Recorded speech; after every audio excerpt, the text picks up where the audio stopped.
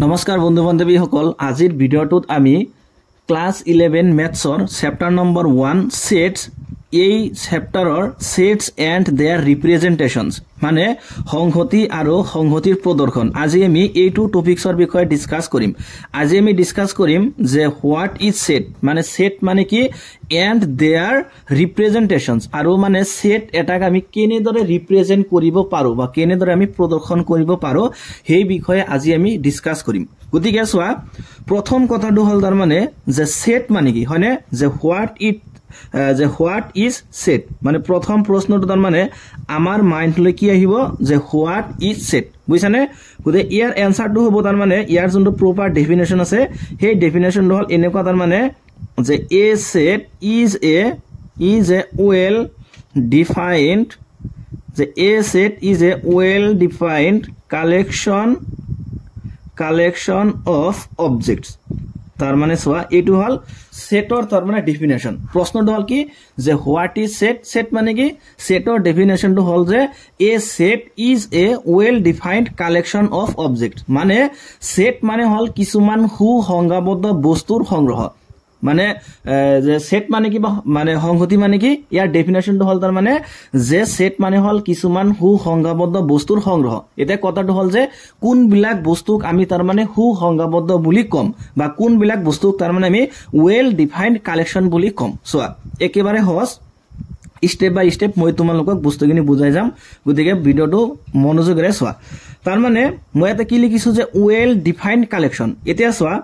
আমি হসাৰসৰ ধৰা এইবিলাক কথা কৈ থাকো যে 10তকৈ সৰু স্বাভাৱিক সংখ্যা বুইছানে এতিয়া যদি মই এটো লিখো তাৰ মানে যে কালেকশন অফ ঠিক আছে যে কালেকশন অফ ন্যাচারাল নাম্বারস ঠিক আছে যে ন্যাচারাল নাম্বারস লেস দ্যান 10 তার মানে ইয়াতে কি কৈছে যে স্বাভাৱিক সংখ্যাবিলাকৰ সংগ্ৰহ লবলৈ দিছে লেস দ্যান 10 মানে 10তকৈ সৰু স্বাভাৱিক সংখ্যাৰ সংগ্ৰহ এতিয়া কথাটো হল যে 10তকৈ সৰু স্বাভাৱিক সংখ্যাবোৰ কি আছে যেনেকুৱা 10তকৈ সৰু স্বাভাৱিক সংখ্যা কি হ'ব এইকেটা যে 1 আছে 2 আছে 3 আছে মানে 4 আছে তাৰ পিছত 5 আছে 6 7 8 9 এইকেটা কি যে এইকেটা হল 10তকৈ সৰু স্বাভাৱিক সংখ্যা মানে এটো এটা কি যে এটো এটা ওয়েল ডিফাইন্ড কালেকশন সো মই ইয়াতে স্পষ্টকৈ কৈ দিছো নহয় যে আমি তাৰ মানে ন্যাচাৰাল নাম্বাৰস নিব লাগে বাট লেস দ্যান 10 গতিকে 10তকৈ সৰু স্বাভাৱিক সংখ্যা মানে এই কেটা আহিব এতিয়া এই কেটাক যদি মই এনেকৈ লিখো তাৰ মানে বুজিছানে এনেকুৱা ব্ৰেকেট দি যদি লিখো যে 1 2 3 4 5 6 7 8 9 তারমানে এইখিনি আছিল কি এইখিনি হল ওয়েল ডিফাইন্ড কালেকশন মানে সুসংজ্ঞাবদ্ধ এটা সংগ্ৰহ এইখিনি এটা এইখিনিক যেতিয়াই মই এনেকা ব্ৰেকেটৰ ভিতৰত লিখিম বুজিছানে এনেকা কুটিল বন্ধনীৰ ভিতৰত লিখিম তেতিয়াই তাৰ মানে এই বস্তুটোৱে এতিয়া এটা সংহতি ৰিপ্ৰেজেন্ট কৰিছে বুজিছানে এইখিনি বস্তু এতিয়া এটা সংহতি বুজাইছে কি বুজাইছে এইখিনি বস্তু এতিয়া এটা সংহতি বুজাইছে মই আৰু বেলেগ এটা एग्जांपल লৈছো ধৰা আমি যদি এটো লিখো তাৰ মানে যে কালেকশন অফ ঠিক আছে যে কালেকশন অফ ফার্স্ট ফোর যে ইভেন নাম্বারস তার মানে ইয়াতে কি কৈছে যে প্রথম চাৰিটা তাৰ মানে যুগ্ম সংখ্যাৰ সংগ্ৰহ সোৱা প্ৰথম চাৰিটা কি যে প্ৰথম চাৰিটা যুগ্ম সংখ্যাৰ সংগ্ৰহ গতিকে সোৱা প্ৰথম চাৰিটা যুগ্ম সংখ্যা কি আছে এটা হল 2 তাৰ পিছত আছে 4 এটা হল 6 দেন আহিব 8 হয়নে এই কেটা হ'ব তাৰ মানে প্ৰথম চাৰিটা যুগ্ম সংখ্যা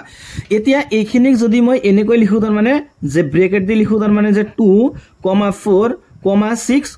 8 তেতিয়া হলে এইখিনি এতিয়া এটা কি ৰিপ্ৰেজেন্ট কৰিলে এটা মানে সংহতি ৰিপ্ৰেজেন্ট কৰিলে মানে আমি এতিয়া এইখিনি কম তাৰ মানে কি যে প্ৰথম চাৰিটা যুগ্ম সংখ্যাৰ সংহতি এটু পৰিম কেনেকৈ যে প্ৰথম চাৰিটা যুগ্ম সংখ্যাৰ সংহতি কিন্তু এইখিনি কিন্তু আমি সংহতি বুলি ক'ব নোৱাৰিম বুজিছানে এইখিনি হল কি এইখিনি হল প্ৰথম চাৰিটা তাৰ মানে যুগ্ম সংখ্যা ইয়াতে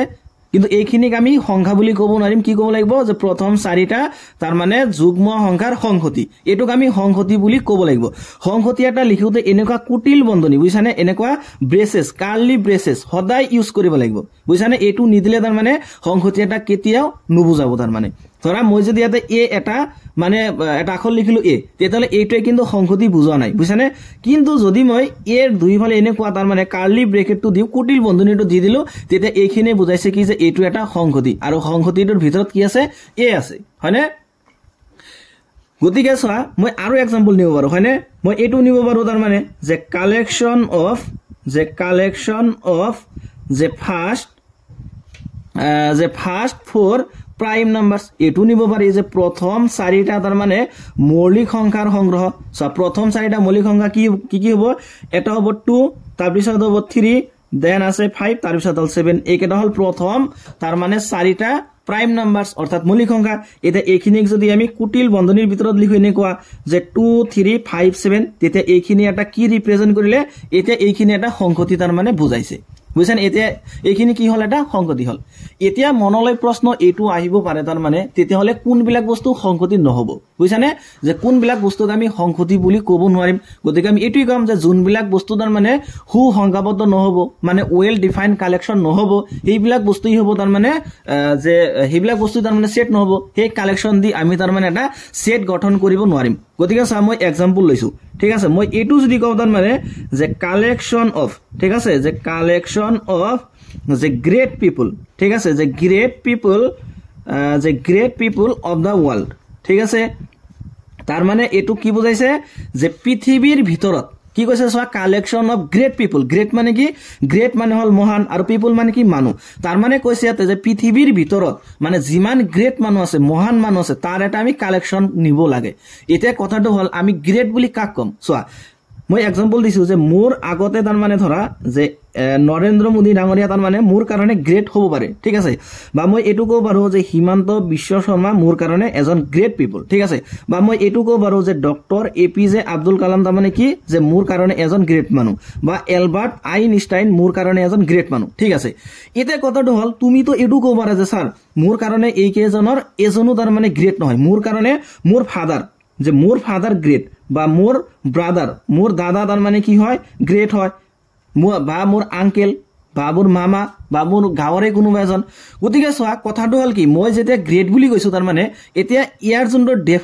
ডেফিনেশন আহি আছে তাৰ মানে হেতু কিন্তু মানে তোমাৰ লগত মোৰ লগত মিলা নাই চোৱা মই কৈ আছো যে নৰেন্দ্ৰ মোদী বা হিমন্ত বিশ্ব শৰ্মা বা ডক্টৰ এপিজে আব্দুল কালাম বা এলবাৰ্ট আইনষ্টাইন এই কেজন হল মোৰ আগত তাৰ মানে গ্রেট কিন্তু তুমি কৈ আছা যে নো স্যার মোর কারণে মোর ফাদার গ্রেট বা মোর দাদা গ্রেট নাইবা মোর আঙ্কেল গ্রেট গতিকে স্যার তোমার লগত মোর লগত এনসারটো মিলিছে নে মিলা নাই তার মানে আমি এইখিনি ইউজ করি তার মানে আমি এটা সংখ্যাতি বনাব নোৱাৰিম বিকজ তার মানে এটো এটা কি নহয় যে এই কালেকশনটো এটা ওয়েল ডিফাইন্ড কালেকশন নহয় বুঝছানে গতিকে collection of great people of the world এইটো ব্যবহার করি এই স্টেটমেন্টটো ব্যবহার করি আমি কেতিয়াও এটা সংখ্যাতি গঠন কৰিব নোৱাৰিম সংখ্যাতি নোহোৱা তাৰ মানে আমি আৰু কেইটামান এক্সাম্পল দিব পাৰি যেনেকুৱা ধৰা যে আমি যদি এটো লও তাৰ মানে যে collection of best cricketer in India তাৰ মানে যে ভাৰতবৰ্ষৰ কি নিব লাগে এতে বেস্ট ক্ৰিকেটাৰ আমি নিব লাগে ভাৰতবৰ্ষৰ তাৰ মানে কি নিব লাগে যে বেস্ট তাৰ মানে ক্ৰিকেটাৰ আমি সিলেক্ট কৰিব লাগে এতিয়া চোৱা এতিয়া তুমি এটো কব পাৰা যে স্যাৰ বেস্ট ক্ৰিকেটাৰৰ কথা যদি আইছে মই প্ৰথমে বিৰাট কোহলিৰ নাম লম বা এজনে কব পাৰে যে স্যাৰ মই তাৰ মানে ৰোহিত শৰ্মাৰ নাম লম ঠিক আছে বা এজনে কব পাৰে স্যাৰ মই মোহাম্মদ সিৰাজৰ নাম লম ঠিক আছে এটো কব পাৰে ঠিক আছে এতিয়া মোক খুদিলে মই যদি এটো কও যে মই বিৰাট কোহলিক ভাল না পাও কিন্তু মই শিখৰ ধাৱনক ভাল পাও বা মই কেএল ৰাহুলক ভাল পাও বা মই ধৰা যে হার্দিক পান্ডেক ভাল পাও বা মই মোহাম্মদ শামিক ভাল পাও গতিকে মই এইবিলাক কব পাৰো তাৰ মানে সোয়া এটা কথাটো হল যেতিয়া মোক কালেকশনটো বনাবলৈ দিছে মোৰ এনসাৰটো কি আহিলে মোৰ আইছে যে মই কৈছো যে Shikhar Dhawan is a best player বা কেএল ৰাহুল বা হাৰ্দিক পান্ডিয়া বা যে মহেন্দ্ৰ সিং ধোনি এইবিলাক হল বেস্ট ক্ৰিকেটাৰ এটা তুমি কব পাৰা নহয় স্যাৰ এই কেজনৰ এজনে বেস্ট নহয় মোৰ আগত মই কম যে বিৰাট কোহলি বেস্ট বা ৰোহিত শৰ্মা বেস্ট নাইবা মোহাম্মদ সিৰাজ বেস্ট গতিকে সোয়া বস্তুটো কি হৈছে তোমাৰ কাৰণে যোনটো এনসাৰ আইছে মোৰ কাৰণে হিট হৈছে নেকি আহা নাই তাৰ মানে এইটো ব্যবহাৰ কৰি আমি কেতিয়াও তাৰ মানে এটা সংখ্যাতি গঠন কৰিব নোৱাৰিম গতিকে সংখ্যাতি কেতিয়া হ'ব তাৰ মানে a set is a well defined collection of objects মানে আমি যোনটো সংজ্ঞা দিম সেই সংজ্ঞাটো তাৰ মানে হু সংজ্ঞাবদ্ধ হ'ব লাগিব বুঝছানে যদি হু সংজ্ঞাবদ্ধ নহয় তেতিয়া হলে হেতু সংখ্যাতি নহব গতিকে চা সংখ্যাতি হোৱা মই আৰু এটা এক্সাম্পল দিছো তোমাক এটা ধৰা যে ভাৱেলস ঠিক আছে যে ভাৱেলস ইন ইংলিশ যে ইংলিশ লেটাৰ সোয়া মানে ইংৰাজী বৰ্ণমালাত যে ভাৱেলস কেইটা আছে সোয়া যে ভাৱেলস ইন ইংলিশ লেটাৰ সোয়া যে ইংৰাজী বৰ্ণমালাত ভাৱেলস কেইটা আছে এটো আছে যে এ ই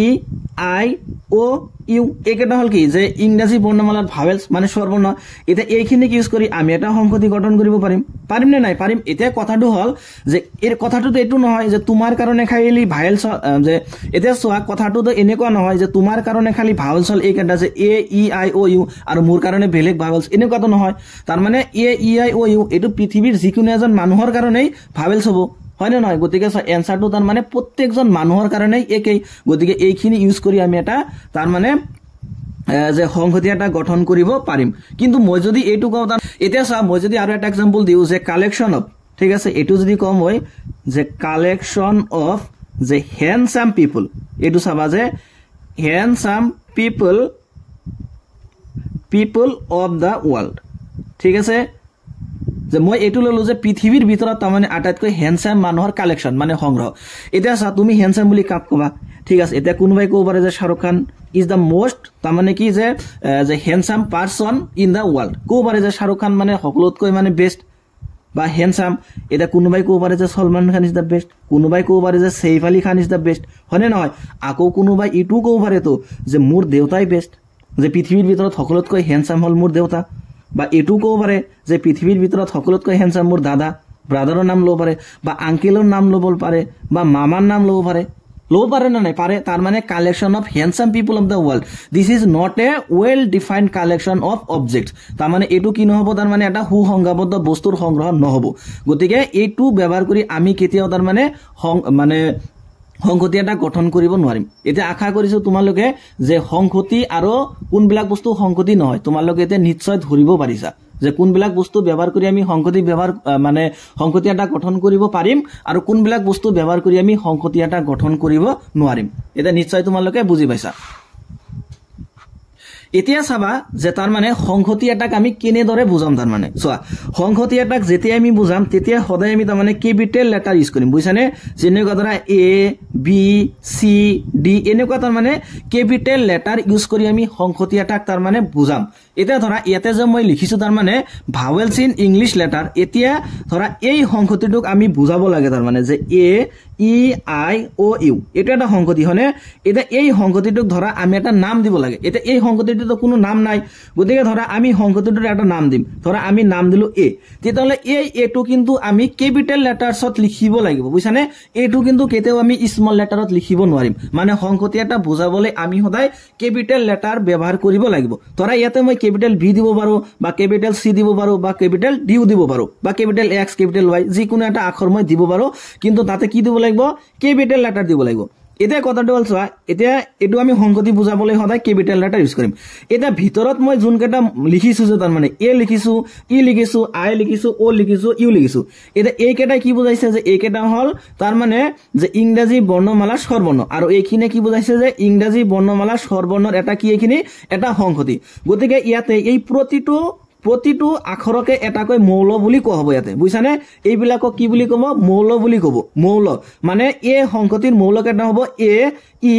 আই ও ইউ এইকেটাক মৌল বুলি কোৱা হয় নাইবা এলিমেন্টস বুলি কোৱা হয় ইংৰাজীত এলিমেন্টস বুলি কয় বা কেতিয়াবা মেম্বাৰ্স বুলি কয় বা কেতিয়াবা অবজেক্টস বুলি কয় বুজিছানে আৰু অসমীয়াত এইকেটাক মৌল বুলি কয় বা উপাদান বুলি কয় বুজিছানে গতিকে আমি এনেকৈ ক'ব পাৰো ধৰা মই আৰু এটা সংহতি লৈছো যেনেকুৱা বি তেতিয়াহলে আমি সংহতিটো বুজাবলৈ সদায় ক্যাপিটাল লেটাৰ ইউজ কৰিম এটা ধৰা যে বি সংহতিত এনেকুৱা আছে যে তাৰ মানে 1 2 3 4 5 গতিকে এইখিনি এটা তাৰ মানে সংহতি বুজাইছে আৰু এই সংহতিটোক আমি তাৰ মানে ক্যাপিটাল বি ৰে বুজাইছো আৰু এই সংহতিটোৰ ভিতৰত যোনকেটা তাৰ মানে নাম্বাৰছ আছে এই প্ৰতিটো নাম্বাৰছকে এটাকৈ কি বুলি ক'ব এটাকৈ মৌল বুলি ক'ব কি বুলি ক'ব এইবিলাকক মৌল এলিমেন্টস বুলি ক'ব এতিয়া চোৱা ঠিক আছে এটা বুজি পালা যে সংহতি এটাক আমি কেনেদৰে বুজাও আৰু সংহতিত থকা মানে বস্তুবোৰক আমি কি বুলি কও একোটাকৈ মৌল বুলি আমি কও ঠিক আছে এতিয়া চাবা এটা মোস্ট ইম্পৰ্টেন্ট তাৰ মানে কনসেপ্ট হেড হল কি এপসাইলন এটো চিহ্ন মানে এটো চিহ্ন কি বুজাইব চাবা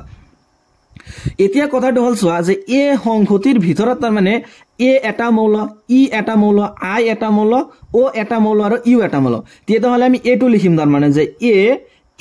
এই চিহ্নটো দি তাৰ পিছত লিখিম আমি এ তাৰ মানে এটোৰ অৰ্থ হল কি এটো পৰিম আমি এনেকৈ যে small A belongs to capital A বুঝছানে যে small A is belongs to capital A তার মানে এটোৱে বুজাইছে যে এ সংহতিৰ ভিতৰত এ এটা মৌল চোৱা এ সংহতিৰ ভিতৰত এ এটা মৌল তাৰ পিছত চোৱা আমি এটো লিখিব পাৰিম যে ই বিলংস টু এ তাৰ মানে যে ই এ সংহতিৰ ভিতৰত ই এটা মৌল নাইবা যে ই মৌলটো এ সংহতিৰ অন্তৰ্গত ই মৌলটো তাৰ মানে এ সংহতিৰ অন্তৰ্গত এটা এটো লিখিব পাৰো যে আই বিলংস টু এ তাৰ মানে আই মৌলটো এ সংহতিৰ অন্তৰ্গত এটো লিখিব পাৰিম যে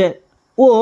বিলংস টু এ অৰ্থাৎ ও মৌলটো এ সংহতিৰ অন্তৰ্গত এটো লিখিব পাৰিম যে ইউ বিলংস টু এ তাৰ মানে ইউ মৌলটো এ সংহতিৰ অন্তৰ্গত গতিকে বিলংস টু মানে কি যে যোনটো আমি লিখিম তাৰ মানে ধৰা ইয়াতে যোনটো মৌল লিখিছো বিলংস টু এটা সংহতি লিখিছো তার মানে এটো বুজিব লাগিব যে সেই মৌলটো তার মানে যোনটো আমাৰ সংহতি দিয়া থাকিব মানে সেই সংহতিৰ এটা মৌল হয় ঠিক ইয়াতে চোৱা ইয়াতে বি সংহতিৰ ভিতৰত 1 2 3 4 5 আছে তাৰ মানে আমি এটো কব পাৰি যে 1 বিলংস টু বি হয়নে তাৰ মানে 1 মৌলটো বি সংহতিৰ অন্তৰ্গত তেনেদৰে আমি লিখিব পাৰি যে 2 বিলংস টু বি বা 3 বিলংস টু বি বা 4 বিলংস টু বি নাইবা 5 বিলংস টু বি ঠিক আছে এতিয়া চোৱা আমি ডিসকাস কৰিম এতিয়া যে নট বিলংস টু এটা নট বিলংস টু মানে কি নট বিলংস টু আমি বুজাম এনেদৰে বুজিছানে এনেদৰে দিলে কি হ'ব এটো নট বিলংস টু যেনেকুৱা এতিয়া কথাটো হল যে বি সংহতিৰ ভিতৰত এই কেটা মৌল আছে হয়নে 1 আছে 2 আছে 3 আছে 4 আছে 5 আছে গতিকে আমি সেই কাৰণে লিখিব পাৰো 1 বিলংস টু বি বা 2 বিলংস টু বি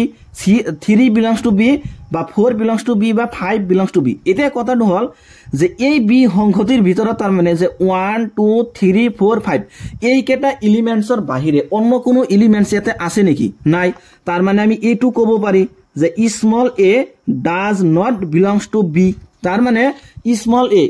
এ মৌলটো তাৰ মানে বি সংহতিৰ এটা মৌল নহয় হয় নেকি চোৱা ইয়াতে বি সংহতিৰ কোনো মানে বি সংহতিত এ কোনো মৌল আছে নে নাই গতিকে আমি কি লিখিম যে a does not belongs to B তার মানে এ মৌলটো বি সংহতিৰ কোনো মৌল নহয় বা মই এটো কব পাৰো যে P does not belongs to B তাৰ মানে পি মৌলটো বি সংহতিৰ কোনো মৌল নহয় বা এটো লিখিব পাৰো যে small r does not belongs to b অর্থাৎ small r is not a elements of capital B তার মানে যে স্মল r2 তার মানে সংহতি b এর কোনো মৌল নহয় তার মানে কথাটো হল যে 1 2 3 4 5 এর বাইরে জিমান জি তুমি নিলিখা কিও এটাও কিন্তু ইয়ার অন্তর্গত নহয় হয়নে কারণ বি সংহতির অন্তর্গত 1 2 3 4 5 এই কেটাই হয় গতিকে অন্তর্গত থাকিলে আমি বিলংস টু চিহ্ন দিম আৰু যদি অন্তৰ্গত না থাকে তেতিয়াহলে আমি তাৰ মানে নট বিলংস টু দিম যেনেকুৱা ধৰা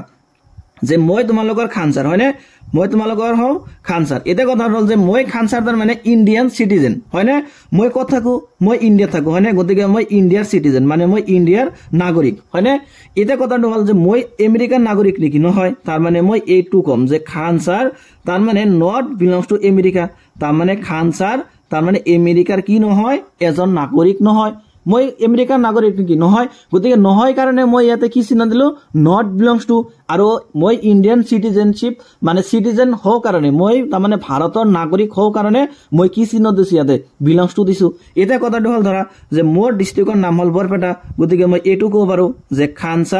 খানসাৰ বিলংস টু বৰপেটা ঠিক আছে মোৰ ডিস্ট্ৰিক্টৰ নামটো হল বৰপেটা গতিকে খানসাৰ বিলংস টু বৰপেটা এটা মোৰ ডিস্ট্ৰিক্টটো যোৰহাট নহয় তাৰ মানে মই এটো কম তেতে হলে যে খানসাৰ যে নট বিলংস টু যোৰহাট তাৰ মানে খানসাৰৰ ডিস্ট্ৰিক্ট যোৰহাট নহয় তাৰ মানে কি মানে তাৰ মানে কথাটো হল যে মই যদি কোনো এটা বস্তুৰ অন্তৰ্গত হও তেতে হলে মই কি ইউজ কৰিব লাগিব তাৰ মানে বিলংস টু দিব লাগিব আৰু যদি মই কোন এটা বস্তুৰ অন্তৰ্গত নহও তেতিয়ালে মই কি চিহ্ন দিম নট বিলংস টু গতিকে হেতু কনসেপ্টে তাৰ মানে ইয়াতে তাৰ মানে ইউজ হৈছে বুঝছানে সংহতিত হেতু কনসেপ্টে ইউজ হৈছে যে যোনটো বিলং কৰিব বুঝছানে হেতুত আমি এনেকা বিলং চিহ্ন দিব লাগিব আৰু যোনটো ইয়াতে না থাকিব হেতুক আমি কি চিহ্ন দিব লাগিব নট বিলংস টু গতিকে এতিয়া আশা কৰিছো তোমালোকে বুজি পাইছা যে বিলংস আৰু নট বিলংস মানে কি ঠিক আছে এতিয়া চাবা যে এতিয়া আমি বেলেগ এটা কনসেপ্টৰ বিষয়ে ডিসকাস কৰিম হেতু হল তাৰ মানে যে order of elements in shed is not important তাৰ মানে যে সংহতি এটা তাৰ মানে যে মৌলক এটাৰ ক্ৰমটো ইম্পৰ্টেন্ট নহয় যেনেকুৱা ধৰা মই এইটো লিখিলো তাৰ মানে যে এ এটা সংহতি ললো আৰু ইয়াতে ধৰা ললো যে 6 তকৈ সৰু স্বাভাৱিক সংখ্যাৰ সংহতি ঠিক আছে এটা 6 তকৈ সৰু স্বাভাৱিক সংখ্যা কি হ'ব যে 1 2 তাৰ পিছত 3 তাৰ পিছত 4 হ'ব তাৰ পিছত 5 হ'ব এইকেটা হল তাৰ মানে 6 তকৈ সৰু স্বাভাৱিক সংখ্যা হয়নে এতিয়া কথাটো হল যে তাৰ মানে যে মই a ইকুৱেল টু যে এইখিনি লিখিলো যে 1 2 3 4 5 মই এইখিনিক এনেকৈ নিলিখি বুজিছানে মই যদি এনেকৈ লিখো যে অৰ এনেকৈও যদি লিখো প্ৰথমে ধৰা 5 লিখিলো তাৰ পিছত 3 লিখিলো তাৰ পিছত 2 লিখিলো ধৰা তাৰ পিছত 3 লিখিছো সৰি 3 টো দুবাৰ হৈ গল 4 লিখিছো তাৰ পিছত মই 1 লিখিলো তথাপিও কিন্তু শুদ্ধ হ'ব তাৰ মানে মৌলক এটা যদি এনেকুৱা সিৰিয়ালি নাথাকি তাৰ মানে উলট পালট হৈও থাকে তথাপিও হ'ব কথাটো হল যে সংখ্যাটোৰ ভিতৰত যোনকেটা মৌল আহিব লাগে জাস্ট সেইকেটা মৌল থাকিলেই হল সিৰিয়ালটো মেন মানে এই যোনটো তোমাৰ অৰ্ডাৰ আছে যে ক্ৰমটো তাৰ মানে ইম্পৰ্টেন্ট নহয় ইয়াতে যে মই লিখিলো যে a ইকুৱেল টু 1 2 3 4 5 মানে মই ইয়াতে অৰ্ডাৰটো মানে কি কৰিছো অৰ্ডাৰটো মানিহে লিখিছো যে 1 ৰ পাছত 2 আহিছে তাৰ পিছত 3 তাৰ পিছত 4 এনেকৈ কিন্তু ইয়াতে মই যে লিখিলো ইয়াতে কিন্তু মই অৰ্ডাৰটো কিন্তু মানা নাই ক্ৰমটো কিন্তু মানা নাই মই জাস্ট কি কৰিছো ইয়াতে যোনকেটা মৌল আছে সেইকেটা ইয়াতে লিখিছো উলট পালট কৰি গতিকে উলট পালট কৰি লিখিলেও অসুবিধা নাই সো মৌল সেইকেটা থাকিব লাগিব 1 2 3 4 5 গতিকে মৌল সেইকেটা আছে গতিকে আমি সংখ্যাটি এটাক তাৰ মানে এনেকৈ লিখিব পাৰি মানে এইখিনিৰ যোনটো অৰ্থ এইখিনিৰ সেম অৰ্থ এতিয়া আৰু এটা বস্তু লক্ষ্য কৰিবা যে সংখ্যাটি এটা তাৰ মানে আমি মৌল এটা কেতিয়াও ৰিপিট নকৰো বুজিছানে এতিয়া ধৰা হল মই স্কুল এটা শব্দ লিখিলো যে SCHOOL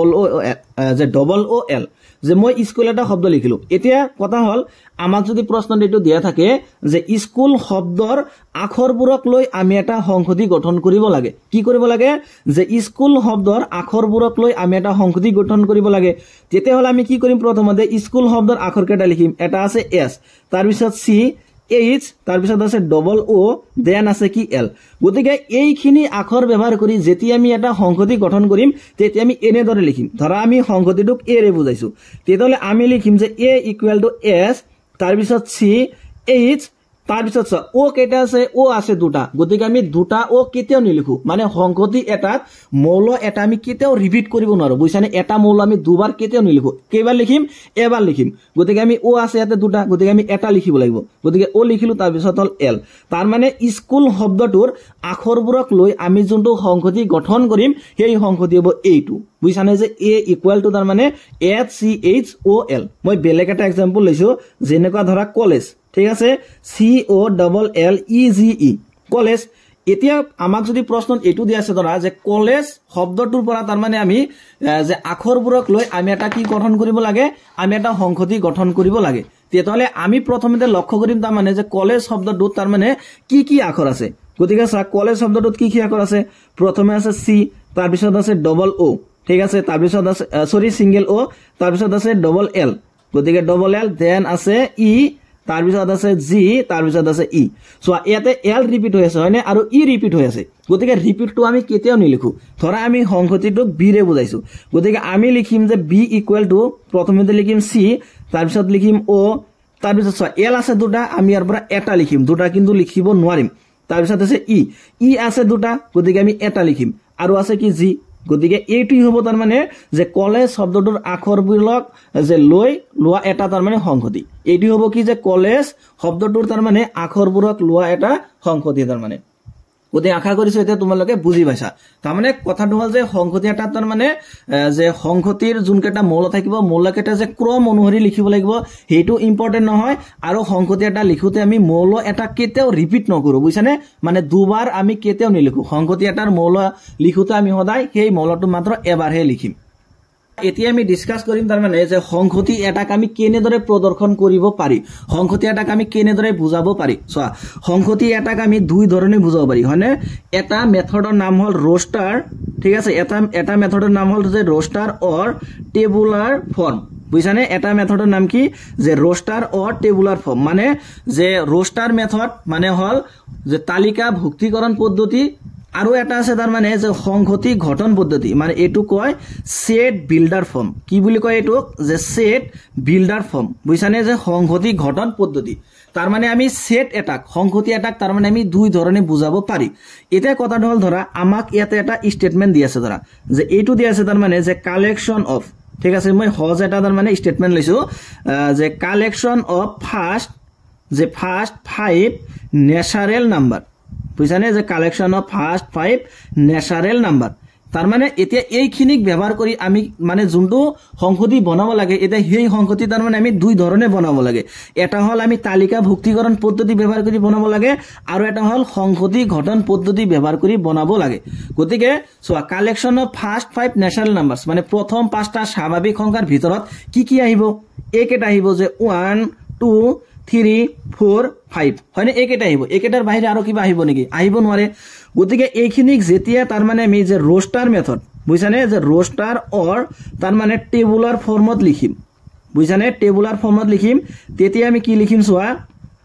একদম সিম্পল বুঝছানে রোস্টার মেথডটো একদম সিম্পল তোরা এইখিনিক আমি যোনটো সংহতি বনাম সংহতিটোৰ নাম দিলো এ তেতিয়া হলে আমি এনেকৈ লিখিম জাস্ট যে 1 2 3 4 5 तार माने संहति सॉरी तालिका भुक्तिकरण पद्धति एटा तार माने संहति एटा लिखुते आमी जस्ट एनेका कमा व्यवहार करी लिखिलेই হৈ গল বুঝছানে সিম্পল একেবারে সিম্পল হল তালিকা ভুক্তিকরণ পদ্ধতিটো একেটা আহিব হয়নে কালেকশন অফ ফার্স্ট 5 ন্যাচারাল নাম্বারছত একেটা আহিব হেকেটাক আমি জাস্ট এনেকা কুটিল বন্ধনীৰ ভিতৰত লিখি দিম হৈ গল মানে এটি হল তোমাৰ কি তালিকা ভুক্তিকরণ পদ্ধতি কিন্তু সেট বিল্ডার ফর্মটো অলপ ডিফারেন্ট আছে বুঝছানে এটো অলপ ডিফারেন্ট আছে চাবা সেট বিল্ডার ফর্ম মানে কি আমি কি কৰিব লাগিব যে আমাৰ জুনকেটা মৌল দিয়া থাকিব তাৰ মানে কালেকশন অফ ফাৰ্স্ট 5 ন্যাচাৰাল নাম্বাৰস ইয়াৰ ভিতৰত এইকেটা মৌল আহিব আমি প্ৰথমতে কি কৰিম যে এইকেটাৰ ভিতৰত আমি এটা তাৰ মানে কমন প্ৰপাৰ্টি উলিয়াম বুঝছানে আমি এটা কি উলিয়াম যে কমন প্ৰপাৰ্টি যে এই প্ৰপাৰ্টিটো যাতে প্ৰতিটো বস্তুৰ ক্ষেত্ৰত কি হয় মানে প্ৰযোজ্য হয় আমি কমন এটা কি বাহিৰ কৰিম যে কমন এটা প্ৰপাৰ্টি বাহিৰ কৰিম গতিকে তাৰ কাৰণে আমি কি কৰিম যে প্ৰথমতে এই গুটেইখিনিক তাৰ মানে আমি এটা x বুলি ভাবিম গুটেখিনি কি বুলি ভাবিম x বুলি ভাবিম আৰু ধৰা হেই সংহতিটোক আমি a বুলি ধৰিম গতিকে a = আমি লিখিম x এই গুটেখিনিক মই কি বুলি ভাবিলো x বুলি ভাবিলো আৰু এটা x মানে কি হেইখিনি কথা আমি ইয়াতে লিখি দিব লাগিব এটা এই গুটেখিনিক মই x বুলি ভাবিছো আৰু 1 2 3 4 5 একেটা কি হয় একেটা হল তাৰ মানে ন্যাচারাল নাম্বারস গতিকে মই এটু লিখিম যে x মানে কি যে মই ইয়াতে লিখিম যে x is a natural number তাৰ মানে x টু হল এটা স্বাভাৱিক সংখ্যা বুঝছানে মই এটু লিখিম যে x ইজ এ ন্যাচাৰাল নাম্বাৰ এইখিনি লিখিলেই নহব কিন্তু কাৰণ ইয়াতে বুঝাইছে যে x এটা স্বাভাৱিক সংখ্যা এটা কথাটো হল যে স্বাভাৱিক সংখ্যা অসীম আছে কিন্তু আমাক ইয়াতে দিছে কিমান 5 লৈ গতিকে মই লিখিম কি যে এন্ড x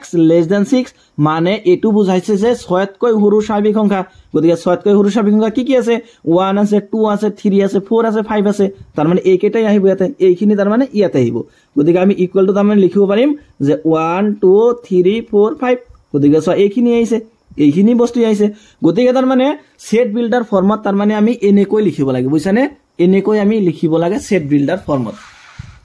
গতিকে সো তোমালোকৰ কিতাপত দি আছে एग्जांपल নাম্বার 3 ত এটা एग्जांपल দি আছে এইটো দি আছে যে এ এটা সংহতি দি আছে তাতে মৌলক এটা এনেকৈ দি আছে যে 1 4 9 16 আৰু দি আছে 25 এতিয়া প্ৰশ্নত কি কৈছে যে এই সংহতিটোক তাৰ মানে আমি সংহতি ঘটন পদ্ধতিত লিখিব লাগে মানে সেট বিল্ডাৰ ফৰ্ম কিয়ত লিখিব লাগে আমি এইখিনিক তাৰ মানে যে সেট বিল্ডাৰ ফৰ্মত লিখিব লাগে তাৰ কাৰণে আমি কি কৰিম আমি প্ৰথমতে তাৰ মানে এই গোটেইখিনিৰ পৰা এটা কমন প্ৰপাৰ্টি উলিয়াম গতিকে সোয়া এইখিনিৰ ভিতৰত আমি কমন প্ৰপাৰ্টি কেনেকৈ উলিয়াও চাবা এতিয়া সোয়া 1 ক মই এনেকৈ লিখিব পাৰো যে 1 = 1 স্কয়াৰ পাৰোনে পাৰো এটা সোয়া 4 ক এনেকৈ লিখিব পাৰো যে 4 = 2 স্কয়াৰ পাৰোনে নাই পাৰো সোয়া 9 ক এনেকৈ লিখিব পাৰি যে 9 = 3 স্কয়াৰ 16 ক এনেকৈ লিখিব পাৰিম 16 = 4 স্কয়াৰ 25 ক কি লিখিব পাৰিম যে 5 স্কয়াৰ সোয়া ইয়াৰ পৰা লক্ষ্য কৰা 1 square 2 square 3 square 4 square 5 square তাৰ পিছত কিমান আহিব 6 স্কয়ার 7 স্কয়ার 8 স্কয়ার এনেকৈ আহি থাকিব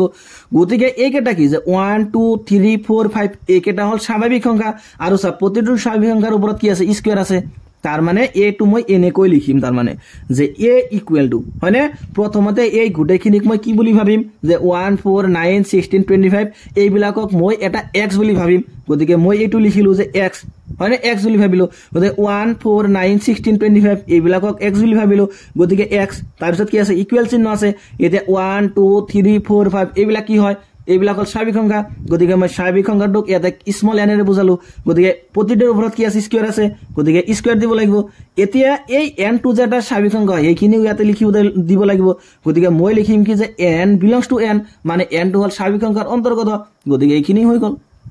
এটা হৈ গল এইখিনি গতিকে এইখিনি তাৰ মানে আমি ইয়াতে সেট বিল্ডাৰ ফৰ্মত লিখিলো তাৰ মানে সংহতি গঠন পদ্ধতিত লিখিলো তাৰ মানে চোৱা মই প্ৰথমতে কি কৰিছো মই ডাইৰেক্ট কিন্তু এটো লিখা নাই মই প্ৰথমতে কি কলো এই গুটেইখিনি